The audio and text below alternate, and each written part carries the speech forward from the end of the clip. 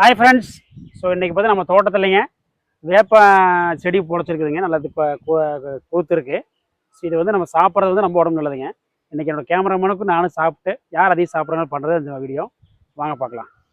பார்த்தீங்கன்னா நல்லா கொழுந்து இருக்குது. ஸோ அப்படியே கொழுந்து மட்டும் இல்லை, இந்த இது பிடிச்சிக்கோ, இந்த பிடிச்சிக்கோ, அதை கீழே போட்டுறேன். ஸோ ரெடி, ஃபுல்லாக சாப்பிடணும், இலை மட்டும்.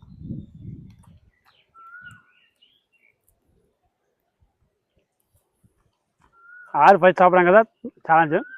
வா, எப்படியா? அருமையாக இருக்குண்ணா. கசப்பையா?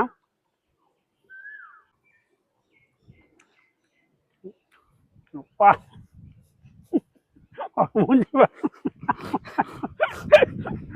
இந்த மாதிரி சாந்த எடுத்தா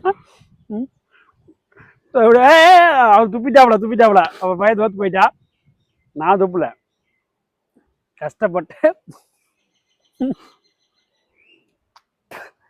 ஸோ நான் ஃபுல்லாக சாப்பிட்டேன். தம்பி துப்பிட்டாப்புல. ஏன் என்னாச்சு? கசப்பு ரொம்ப கசப்பாக இருக்குதா?